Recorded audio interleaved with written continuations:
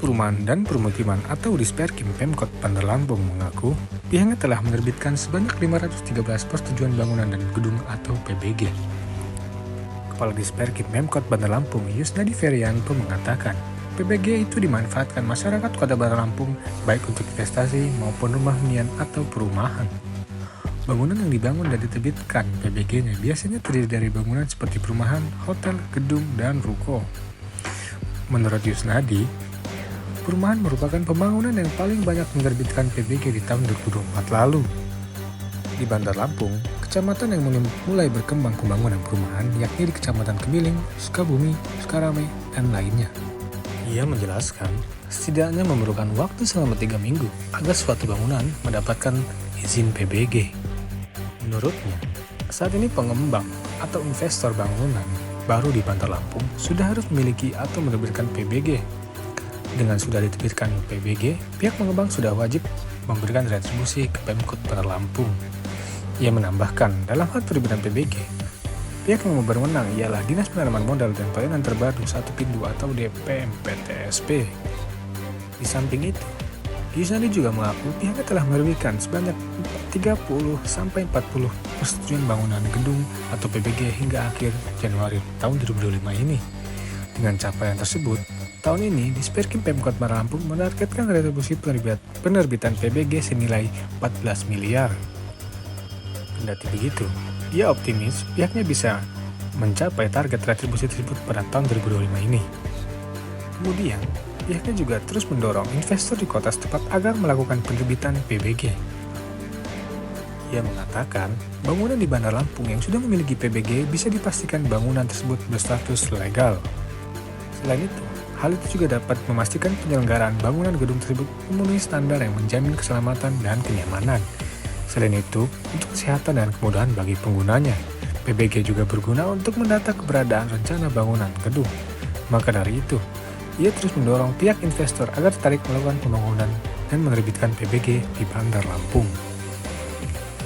Untuk masyarakat Kota Bandar Lampung, baik untuk investasi ataupun rumah tinggal, PBG yang diterbitkan pada tahun 2024 itu totalnya 513. Untuk yang 2025 kita target baru di Januari ini sekitar ada 30-40 PBG yang sudah kita terbitkan. Kalau target kita sebanyak-banyak lah, target realisasi untuk pendapatan retribusi dari PBG itu kurang lebih 14 miliar. Untuk tahun ini, Pak? Ya, untuk 2025. Dinas Perumahan dan Permukiman atau Disperkim Pemkot Bandar Lampung menegaskan agar pengembang perumahan di kota setempat bisa taat aturan. Adapun aturan yang disorot yakni penyediaan lahan 40% untuk fasilitas umum atau FASUM dan fasilitas sosial atau FASES di tiap pembangunan perumahan. Kepala Disperkim Pemkot Bandar Lampung Yusnadi Ferianto mengatakan adanya FASUM dan FASES pada pembangunan perumahan dimaksudkan untuk menjaga tatanan kota. Ia mengaku selama ini pihaknya selalu mengusahakan supaya setiap pembangunan perumahan di Kota Bandar Lampung tetap diatur, yakni dengan penyediaan lahan FASUM dan FASES sekitar 40% untuk menjaga agar ada lahan ruang terbuka hijau atau RTH di Bandar Lampung. Dalam hal ini, ia juga mengaku selalu menyarankan tiap pengembang pembangunan untuk menyediakan lahan tersebut, sebab menurutnya hal itu wajib dan ada aturan yang jika dilanggar maka tidak akan dipenuhi izin membangun perumahannya. Ia menyebut FASUM dan FASES yang disiapkan oleh pengembang harus mencakup RTH seperti taman terbuka untuk umum. Selain itu untuk FASES yakni seperti jalan, saluran air, jembatan, serta fasilitas yang diperuntukkan bagi masyarakat umum dan lainnya. Sedangkan untuk fasilitas umum diantaranya seperti klinik, tempat ibadah, ruang serbaguna, atau juga fasilitas umum lainnya. Untuk Kota Bandar Lampung kita upayakan supaya setiap pembangunan perumahan tetap kita atur ya kan terkait dengan FASUM-FASESnya. FASUM-FASESnya itu sekitar 40%. Itu untuk menjaga terkait dengan ada lahan terbuka hijaunya. ada tamannya, pokoknya ada ruang terbuka hijaunya, ya kan, ada fasilitas sosialnya, ada masjid, ya kan, termasuk ada lahan pemakaman, ya kan, jalan, siring, itu kan semua itu pasos-pasosnya ini perumahan. Ruang terbuka hijau atau RTH di Bandar Lampung disebut paling banyak berada di Kecamatan Kemiling, Teluk Betung Barat atau TBB, dan Teluk Betung Timur atau TBT. Ketersediaan RTH itu disampaikan langsung oleh Kepala Dinas Perumahan dan Permukiman atau Disperkim Pemkot Bandar Lampung, Yusnadi Ferianto. Menurutnya, saat ini tiap kecamatan di Bandar Lampung rata-rata sudah menyediakan RTH untuk masyarakatnya. Ia menambahkan, ketersediaan RTH di Bandar Lampung pada kecamatan-kecamatan tersebut sudah sesuai dengan perencanaan tata ruang. Diketahui, saat ini pihaknya juga sedang fokus merencanakan detail tata ruang di wilayah perencanaan 4 Bandar Lampung terdiri dari kecamatan TBB dan TBT. Dalam hal ini, pihaknya juga memastikan hingga saat ini RTH di kota Tapis Berseri tidak ada yang berkurang. Menurutnya, RTH saat ini di Bandar Lampung sudah sesuai aturan yakni 30% dari luas kota. Dan ia menambahkan, sementara RTH tidak berkurang sama sekali. Menurutnya, jika ada pembangunan yang terjadi di RTH tersebut, pembangunan tersebut sudah masuk dalam pidana. Dan pihaknya berupaya atau selalu berkomitmen untuk menjaga dan RTH itu juga dijaga oleh kementerian. Untuk itu, ia meminta agar seluruh masyarakat Bandar Lampung bisa menjaga RTH yang ada di kota setempat untuk tatanan kota yang baik. Hampir semua, ya kan, tapi yang banyak ada di wilayah Kecamatan Kemiling, TBB, ya kan, itu di wilayah Kecamatan Teluk Betung Timur, itu sesuai dengan tata ruang kita lah ya. Kita kemarin juga sudah ngebahas terkait dengan RT RW kita, ya kan. Nah ini kami detailin lagi.